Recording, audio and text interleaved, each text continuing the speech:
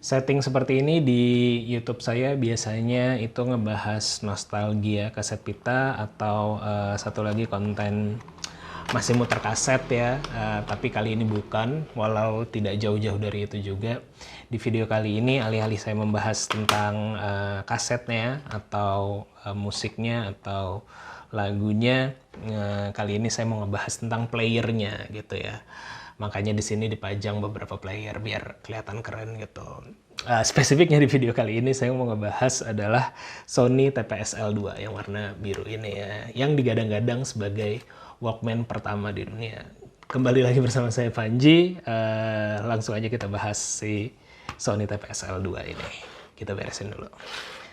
Ini sengaja disusun-susun aja biar kelihatan keren gitu. Kita bawahin dulu. Nah, Sony TPS-L2 ini, oh ya sebelumnya ya, video ini sebenarnya saya buat gara-gara beberapa waktu lalu saya sempat iseng ya bikin video di Reels di Instagram yang ngebahas tentang ngebahas tentang Sanyo M1350 M1530X ini gitu ya. Dimana di video tersebut sebenarnya saya sedikit bahas sejarahnya, terus jadi kepikiran belakangan ini kan saya mulai seneng ngoleksi barang-barang jadul ya, atau barang-barang apa sih istilahnya vintage ya, atau retro gitu. Jadinya kayaknya akan menyenangkan selain ngoleksi, tapi juga saya bahas gitu ya story atau historinya gitu ya. Dan kayaknya konten yang lebih enak ngebahas di YouTube gitu dengan video yang lebih panjang alih-alih di Reels yang cuman kayak 90 detik kayak gitu.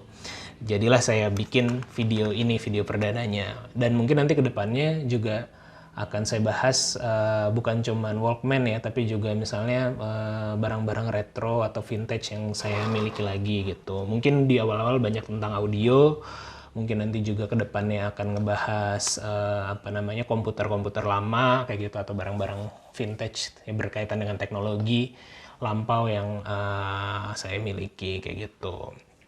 Nah, langsung aja ngebahas yang pertama ini ya. Kenapa ini Sony TPS-L2 ini disebut sebagai Walkman pertama gitu?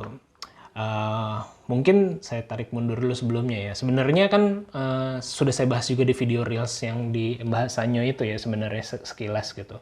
Bahwa sebenarnya kaset ini pertama kali udah muncul di tahun 60-an. Kalau nggak salah 62 atau 63 kayak gitu ya, kaset-kaset model yang seperti ini gitu.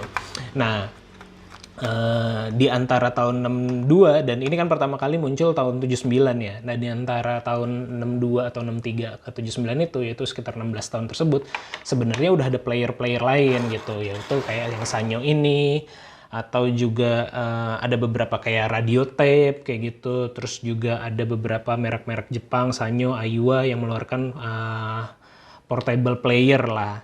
Tapi kenapa yang tahun 79 justru disebut yang pertama, Walkman pertama gitu. Nah, mungkin beberapa bagi yang dengerin ini belum tahu bahwa Walkman itu sebenarnya adalah brand ya. Walkman itu adalah brand yang dimiliki oleh Sony atau IP yang dimiliki oleh Sony gitu. Jadi sebenarnya yang boleh menyebut Walkman ya Sony gitu kepemilikannya. Jadi kalau kita ngomongin Walkman itu pasti Sony, nggak ada Walkman. Misalnya ini General Electric ya. Nah, dia bisa dibaca di sini kan dia nyebutnya adalah kaset recorder, mini kaset recorder gitu. Bukan Walkman General Electric atau Sanyo, saya nggak bawa lagi yang lain ya. Panasonic gitu misalnya, atau Aiwa gitu, atau ya banyak merek-merek lainnya gitu. Itu mereka tidak menyebutnya sebagai Walkman. Penamaannya. Walaupun kalau yang saya baca di tahun 93 atau 96 ya, pokoknya tahun 90-an itu kata Walkman sendiri itu sudah diadaptasi ke kamus Oxford ya, dalam bahasa Inggris gitu, kamus bahasa Inggris yang diartikan sebagai portable cassette player. Jadi memang secara resmi sudah sudah jadi bahasa Inggris, tapi sebenarnya yang megang IP-nya lah ibaratnya itu Sony gitu. Makanya kalau belakangan kan, belakangan dalam artian kayak 20 tahun yang lalu ya, kayak tahun 2000-an awal atau 90-an akhir ketika Sony ngerilis Discman gitu, atau juga ngerilis beberapa format pendengar pemutar audio lainnya, mereka namainnya juga Walkman kayak gitu. Bahkan ada handphone juga kan, Walkman, handphone Sony kayak gitu. Karena Walkman itu merek kayak gitu. Jadi makanya dia disebut Walkman pertama karena si Sony ngerilis pemutar kaset ini dengan nama Walkman kayak gitu, sehingga kedepannya disebut sebagai Walkman. Sebelumnya Sony juga sudah merilis pemutar audio gitu, persis series dia sebelum ini itu namanya aduh lupa lagi, saya juga ada tuh barangnya. TCM 600 ya, TCM 100 atau TCM 100 kayak gitu. Itu disebutnya Pressman gitu. Karena Pressman itu karena dia juga berfungsi sebagai recorder gitu. Nah, kenapa ini disebutnya Walkman? Foundernya ngeplesetin aja kayak gitu. Ya udah alih-alih Pressman disebut Walkman aja. Karena juga secara harfiah di Jepang digunakan untuk orang sambil jalan-jalan sambil dengerin musik gitu. Bedanya dengan Pressman apa yang di versi ini justru sebenarnya lebih turun ya secara spek gitu. Dalam artian fiturnya lebih berkurang gitu. Yaitu tidak ada recorder kalau di versi ini. Justru diminimalisir gitu. Karena itu juga salah satu karena si foundernya dan si direkturnya pada waktu itu direktur Sony pada waktu itu dia ngelihat ternyata si Pressman itu yang seri sebelum ini yang tadi saya bilang ya TC100 atau TCM 100 atau TCM 600 itu digunakan oleh koleganya tapi bukan untuk merekam tapi justru untuk mendengarkan musik, jadi dia merekam musik dengan kaset rekaman gitu, tapi si Pressman-nya sendiri, si TCM 100, TCM 600-nya sendiri itu dipakai untuk mendengarkan hasil rekamannya itu atau mendengarkan musik yang hasil rekaman. Makanya si direkturnya kepikiran ya udah daripada itu dipakai buat ngerekam dan mendengarkan, kita hilangkan aja mendengar perekamannya. Jadi fungsinya hanya khusus untuk mendengar. Makanya rilislah tahun 79 si seri TPSL2 ini tanpa fungsi perekaman dan disebutnya sebagai Walkman. Di beberapa negara, oh ya ini persis banget ya, sekarang bulan Juli, sekarang tuh persisnya tanggal 9 Juli ya. Ini pertama kali dan persis yang saya punya ini karena generasi pertama itu rilisnya di Jepang tanggal 1 Juli 1 Juli 79. Jadi ini kurang lebih 40 berapa tahun tuh? 79 ke 2019 40 sekarang 43 tahun berarti. Jadi ini 43 tahun sejak rilisnya si Sony TPSL2 ini gitu. Dan tadi saya mau bilang ya di negara-negara lain pada awalnya rilisan namanya tuh bukan Walkman, kayak kalau nggak salah di Amerika disebutnya Soundabout, terus di Eropa apa kayak gitu. Jadi ada beberapa nama lain, tapi ternyata yang nempel banget justru yang dinamain di Jepang yaitu Walkman, dan itu tersebar ke beberapa negara tadi ya di Amerika dan Eropa. Akhirnya itu lebih catchy gitu, disebut sebagai Walkman dan seterusnya disebut sebagai Walkman juga gitu. Nah yang saya punya ini adalah yang generasi pertama, makanya kemarin juga saya sempat bikin story ya di beberapa hari yang lalu ya, saya bikin story terkait dengan oh iya nih ada nih saya punya TPSL 2 nih baru dan langka karena salah satunya adalah sempat dipakai di Guardian of the Galaxy gitu ya. Walkman ini sempat muncul dipakai Peter Quill, Star-Lord di Guardian of the Galaxy sebagai alat dengar, alat pemutar kasetnya dia gitu. Terus ada yang komen ada yang reply ya di story saya tersebut gitu. Kok agak beda gitu kalau yang di Guardian of the Galaxy itu pertama dia ada tulisan Walkman-nya di sini. Kalau ini kan stiker ya. Terus juga ada tulisan Sony-nya di sebelah sini bukan stereo kayak gitu. Ada beberapa perbedaan lah, mungkin nanti saya masukkan gambarnya kayak gitu.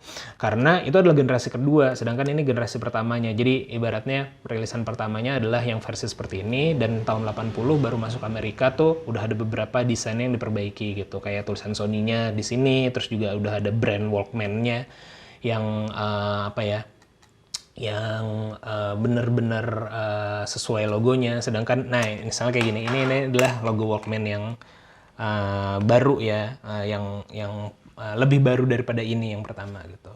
Ini juga nih, ini adalah logo Walkman yang asli. Makanya kalau yang asli, bukan yang asli, yang berikutnya lah. Makanya yang di Guardian of the Galaxy atau yang TPSL 2 juga, tapi yang generasi berikutnya emboss di sininya tulisannya Walkman-nya dengan logo yang seperti ini gitu. Sedangkan yang ini adalah stiker bawaan dari logo yang lama gitu. Nah ini kan bisa dilihat nih, gambarnya tuh masih norak ya, maksudnya secara desain ya benar-benar Walkman, ada gambar A-nya ini adalah kayak orang lagi jalan, kayak orang lagi walk kayak gitu. Tapi ini adalah logo yang pertama dan ini adalah generasi pertama. Justru yang dipakai Peter Quill atau yang lebih banyak beredar terkenal itu adalah generasi keduanya, atau mungkin rilis di Amerika juga kayak gitu. Sedangkan kalau rilisan Jepang yang saya punya ini adalah rilisan Jepang dan generasi pertama, dia tuh desainnya masih seperti ini, stereo, terus di sini emblem Sony-nya di sini, dan di sini nggak ada tulisan Walkman-nya. Ini adalah stiker bawaannya dan mungkin ditempel sama pemilik sebelumnya gitu ya di sini gitu. Karena kemarin ada yang nanya di Instagram story ya ketika saya posting kayak gitu. Nah langsung aja kita bahas fitur-fiturnya. Kenapa ini laku banget gitu? Kenapa saya bilang laku banget? Karena pada waktu itu player audio kaset itu targetnya Sony sendiri sebenarnya hanya ngejual 5.000 pieces per bulan gitu ya. 5.000 pieces per bulan, tapi ternyata setelah ini dirilis dalam waktu 2 bulan itu dia sampai laku 30.000. Jadi bener-bener laku banget kayak gitu.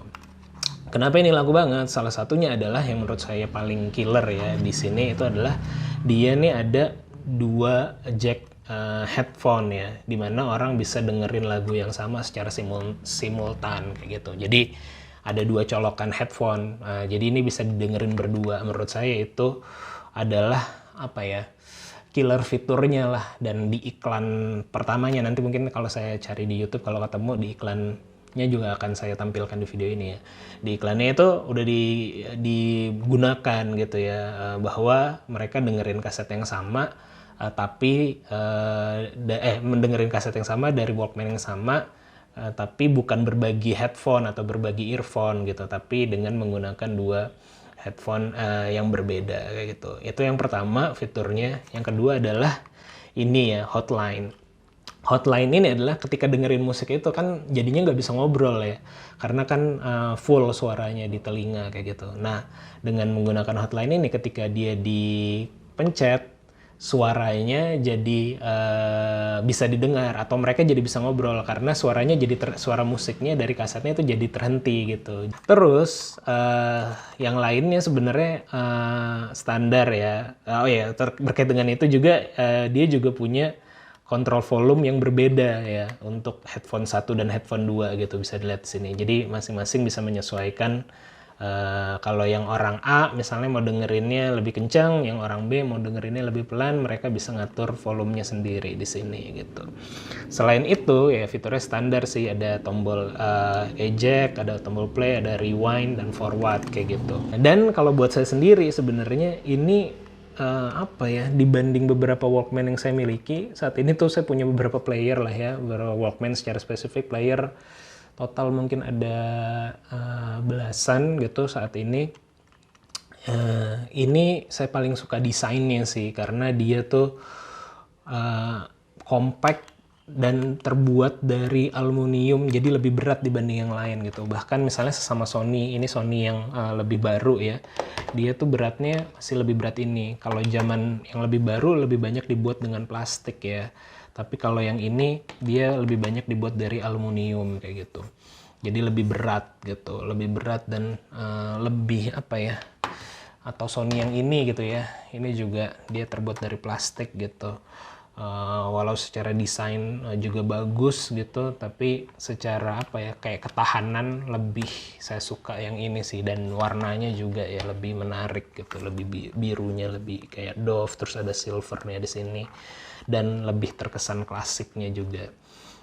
Atau mungkin juga karena terpengaruh film Guardian of the Galaxy ya, dan juga ngelihat kelangkaannya, makanya saya jadi lebih suka sama yang ini. Tapi memang dibanding beberapa Walkman yang saya miliki, saya paling suka yang ini sih gitu.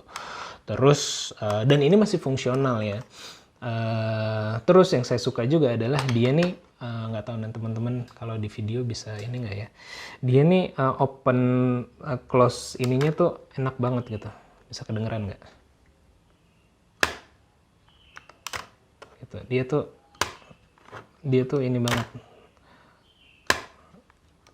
nah kayak gitu ya, jadi kayak gitu. Sama kalau itu apa ya istilahnya ya, kayak otomatis gitu. Sampai kalau kita apa namanya masukin kaset, ini masih fungsional banget ya.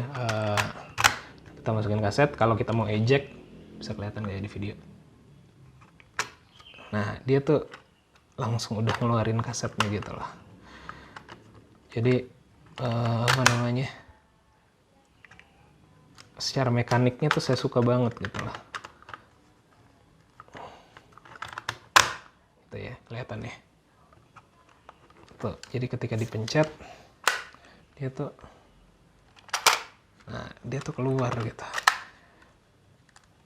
Nggak tahu sih ya. Jadi di zaman yang serba digital ini saya jadi suka mekanik-mekanik analog gitu. Apalagi ya fiturnya ya. Dan ini bisa bekerja dengan hanya 2 baterai ya. Hanya menggunakan 2 baterai A2 gitu. Ya, saya bawa juga. Terus dia juga ada ininya ya, standar sih rata-rata kalau Walkman atau pemutar kaset pada zaman-zaman dulu yang menggunakan baterai A2, dia ada semacam kayak ini fungsinya untuk ngeluarin baterainya gitu biar lebih gampang. Oh iya, terus ini juga ada nomor serinya. Lihat. Jadi ini masih original banget sih. Ini ada nomor serinya. Oh ya, ini saya coba masukin baterai.